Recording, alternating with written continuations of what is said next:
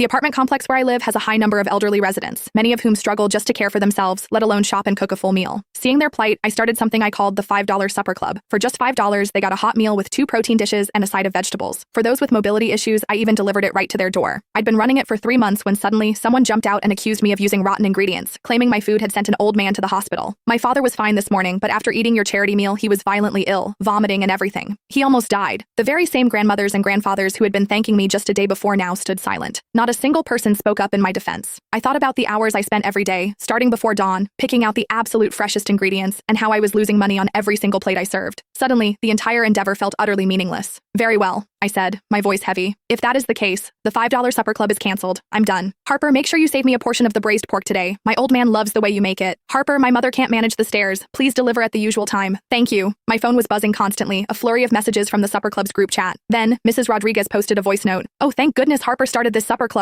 We have so many seniors here whose kids aren't nearby. Cooking is a hassle. They used to just scrape by on instant ramen or cold bread. It broke my heart. Now, Harper gives them 2 mains and a side for only $5, and he brings it right to their door. The vegetables are stewed nice and soft, perfect for our folks. It has solved a huge problem. As soon as her message ended, a wave of agreement flooded the chat. Yes, Mrs. Rodriguez is spot on. My dad used to live on leftovers, but now he eats a hot meal every day. He's in much better spirits. Harper is truly a good soul. I did the math.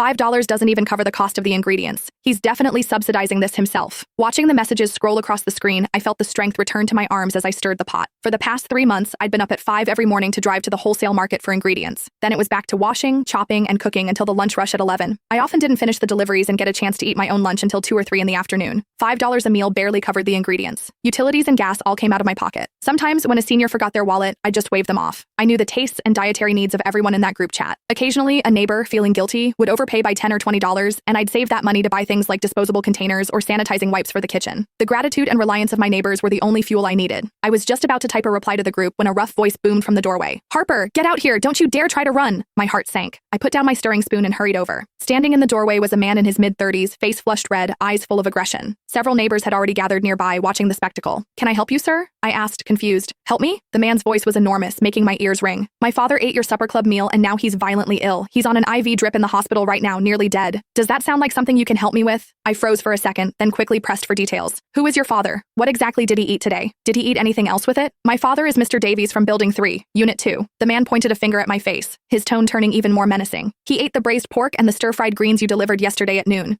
By evening, he was vomiting and had diarrhea. The doctor called it food poisoning. Were you using expired ingredients? Are you so greedy for money that you'd poison old people? My mind went blank and the blood rushed to my head. Absolutely not. The ingredients here are bought fresh every single morning.